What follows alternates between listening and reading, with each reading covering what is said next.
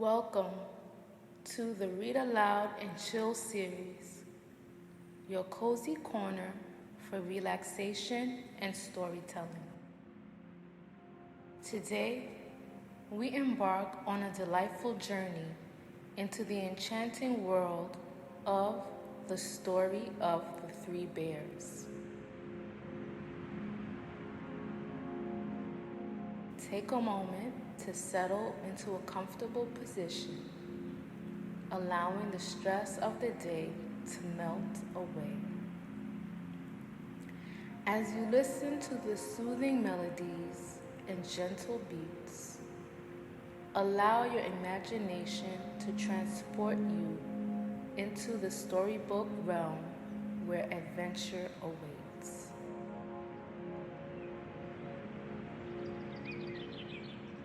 In this timeless tale, we'll venture into the home of the three lovable bears, discovering their cozy cottage nestled amidst the picturesque woods.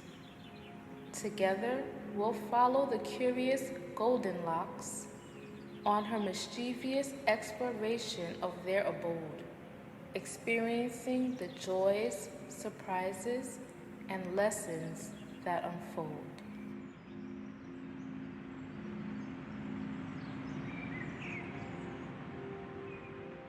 Let the calming voice guide you through each word, painted vivid scenes in your mind's eye. Feel the warmth of the fireplace. Hear the rustle of leaves in the forest, and experience the tender moments that make this story so cherished.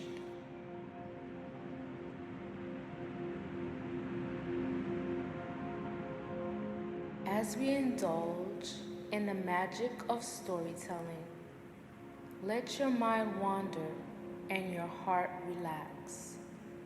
Immerse yourself in the world of the story of the three bears, embracing the soothing ambiance and gentle rhythm that accompanies our Read Aloud experience.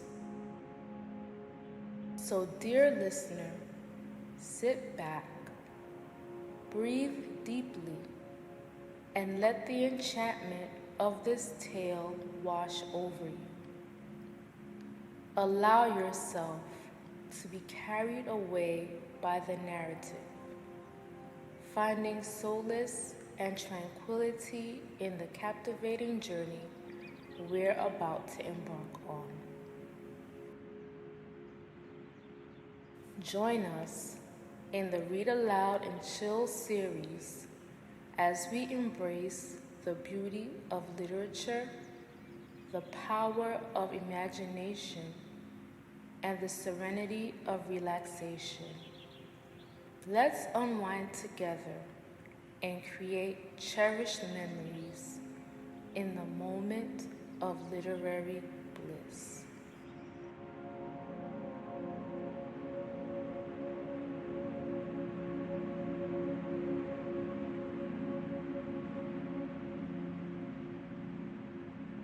The Story of the Three Bears by Robert Southey.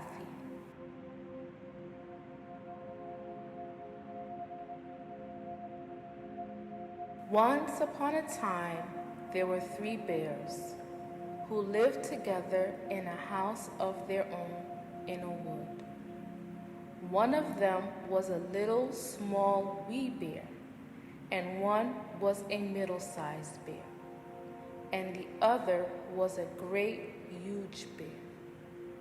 They each had a pot of porridge, a little pot for the little, small, wee bear, and a middle-sized pot for the middle bear, and a great pot for the great, huge bear.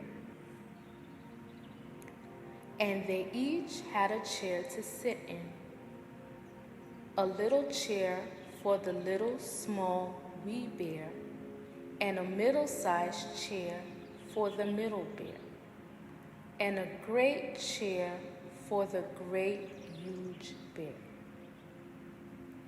And they had each a bed to sleep in, a little bed for the little small wee bear, and a middle-sized bed for the middle bear, and a great bed for the great huge bear.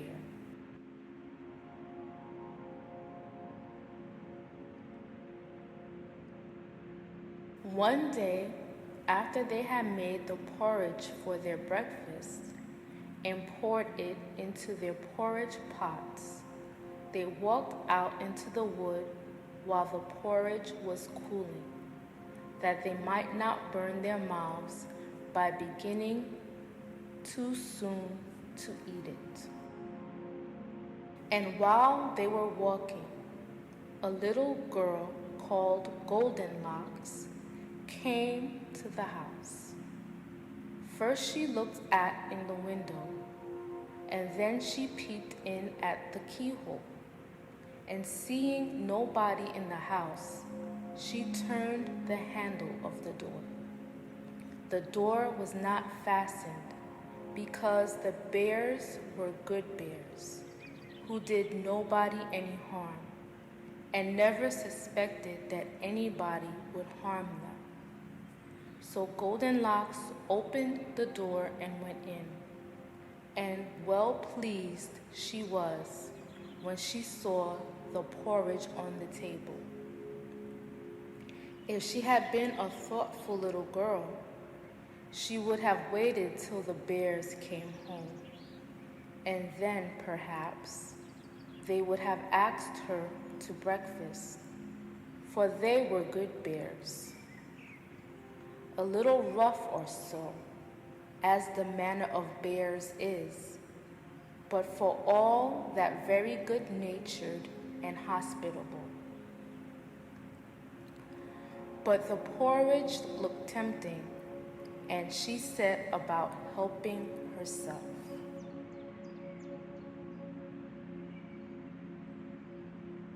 So first she tasted the porridge of the great huge bear, and that was too hot for her.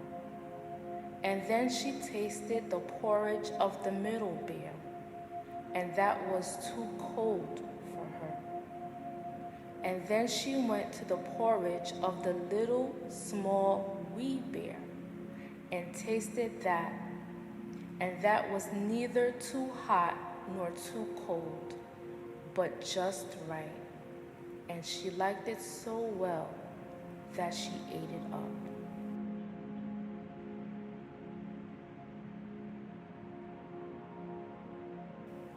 Then Goldenlocks sat down in the chair of the great huge bear, and that was too hard for her. And then she sat down in the chair of the middle bear, and that was too soft for her. And then she sat down in the chair of the little small wee bear, and that was neither too hard nor too soft, but just right. So she seated herself in it, and there she sat till the bottom of the chair came out, and down came plump upon the ground.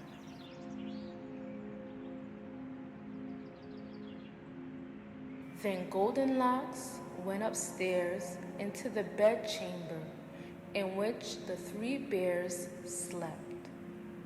And first she lay down upon the bed of the great huge bear, but that was too high at the head for her. And next she lay down upon the bed of the middle bear, and that was too high at the foot for her. And then she lay down upon the bed of the little small wee bear, and that was neither too high at the head nor at the foot, but just right. So she covered herself up comfortably and lay there until she fell asleep.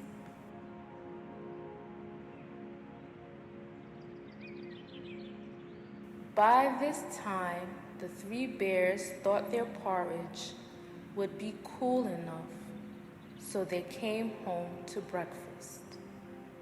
Now Goldenlocks had left the spoon of the great huge bear standing in his porridge. "Somebody has been at my porridge," said the huge bear in his great, rough, gruff voice. And when the middle bear looked at hers, she saw that the spoon was standing in it too. "Somebody has been at my porridge," said the middle bear in her middle voice. Then the little, small, wee bear looked at his, and there was the spoon in the porridge. But the porridge was all gone. "Somebody has been at my porridge and has eaten it all up," said the little, small, wee bear in his little, small, wee voice. Upon this, the three bears, seeing that someone had entered their house and eaten up the little, small, wee bear's breakfast, began to look about them. Now Goldenlocks had not put the hard cushion straight when she rose from the chair of the great huge bear. "Somebody has been sitting in my chair," said the huge bear in his great, rough, gruff voice. And Goldenlocks had squatted down the soft cushion of the middle bear. "Somebody has been sitting in my chair," said the middle bear in her middle voice. And you know what Goldenlocks had done to the third chair. "Somebody has been sitting in my chair and has sat the bottom out of it," said the little, small, wee bear in his little, small, wee voice.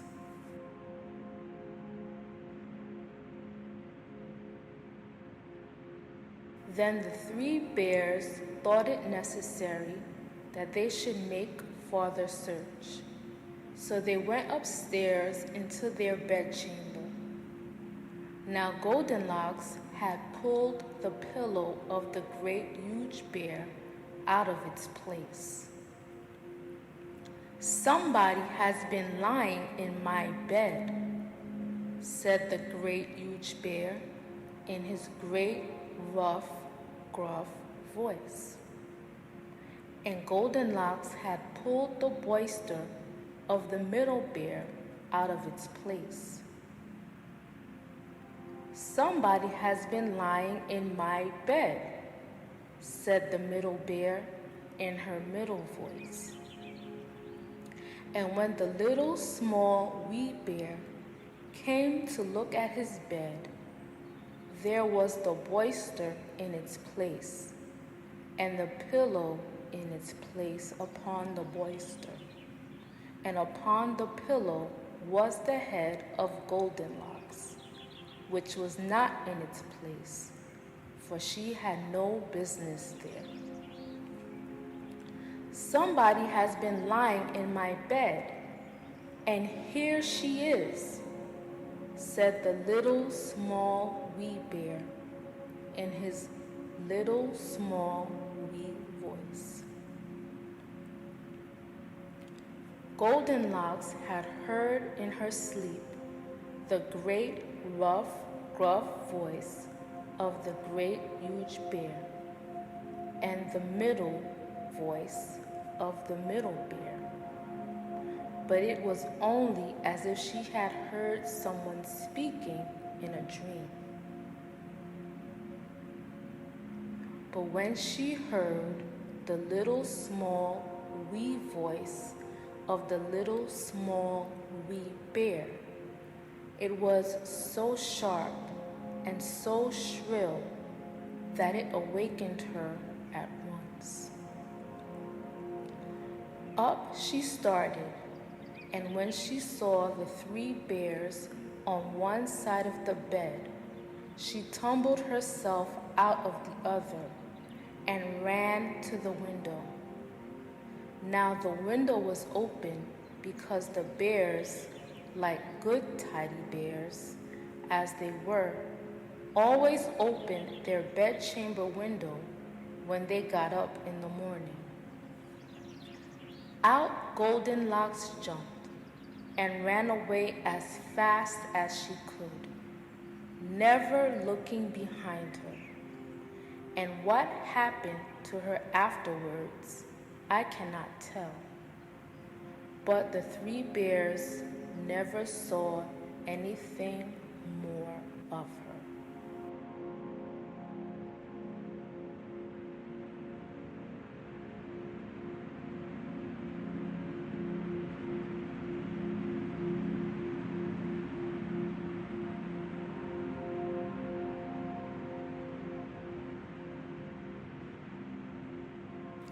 As we reach the end of the story of the three bears, take a deep breath and let the enchanting tale linger in your mind. Allow the gentle rhythm of the words and the soothing melodies to continue weaving their magic, guiding you into a state of tranquility. Take this moment to reflect on the timeless lessons learned from this cherished story. Feel the calmness wrapping you like a warm embrace as you carry the essence of this tale with you throughout your day. Remember, at Read Aloud and Chill, we strive to create a space where relaxation meets imagination. Join us again soon for more captivating stories and peaceful moments. Until then, may your heart be filled with joy and your mind find solace in the realms of storytelling and chill. Stay tuned for the next chapter as we embark on another journey together. Thank you for joining us on this blissful adventure.